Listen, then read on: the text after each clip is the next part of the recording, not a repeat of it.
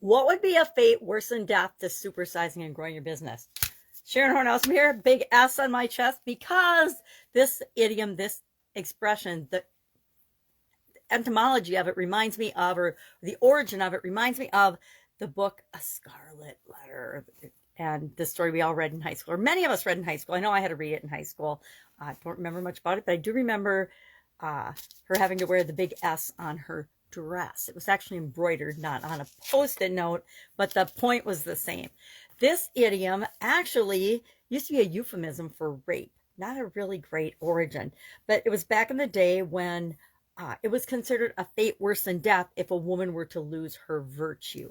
And uh, it came from the belief that a dishonored woman might as well be dead, because she was probably better off dead, because she was then used goods and worthless. Now, thank goodness we don't think and believe that today. But in 1781, Gibbons used it in The Decline and Fall of the Roman Empire, his work there. And then the current version, the current meaning of it is something that is so terrible that it makes life unlivable. Something that happens in our lives, or in this case in our businesses, that makes it almost impossible to continue, and we feel like we'd be better off dead or discontinuing our business in this case because of something bad that happened. The current version became popular in 1810, and it's now used pretty much as a parody by journalists and comedians, and us describing something bad that happened. And usually we use it out of context, right? Because if some guy doesn't call you back, or a girl doesn't call you back because you wanted to go on a date with them, it's not a fate worse than death, but often we'll say, oh my God, it's a fate worse than death. Or if you don't get a promotion at work, or if you don't land a whale of a customer that you wanted to land for your business, you think it's a fate worse than death. But really, is it?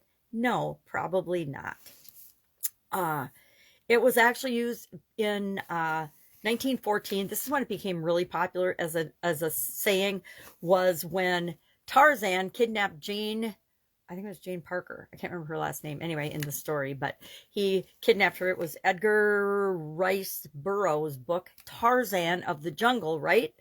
And basically it said when he kidnapped her and dragged her off into the jungle, it was a fate worse than death, because she was, of course, going to lose her virtue, and that meant she would be of no value because she was no longer a virgin. Oh my goodness, how ridiculous is that?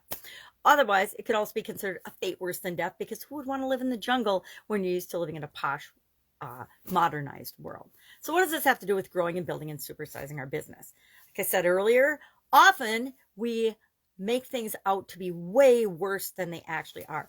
Bad things and good things happen in our businesses every day, and we just deal with them. And if we overreact and if we overrespond, it looks like, number one, we're out of control. Number two, it shows bad leadership form. Number three, it's focusing on the problem, not on the solution. Need I say more? No. We know that stuff's going to happen in our business as we're growing and building and supersizing it.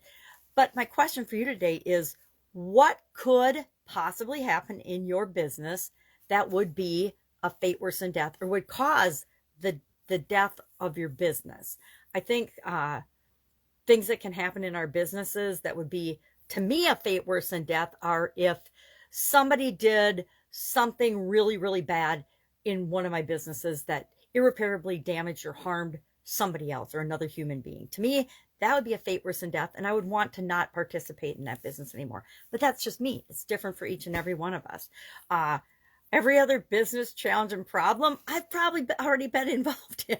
So I know that I've survived those, and they obviously were not a fate worse than death.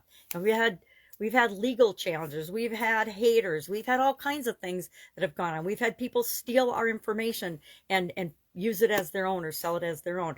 It happens, and it's not a fate worse than death. We just create new things, and we do new things, and we move on. So love to know if you've got any experience with this particular idiom or expression, a fate worse than death. I'm glad they changed the meaning of it, because the old meaning was ridiculous.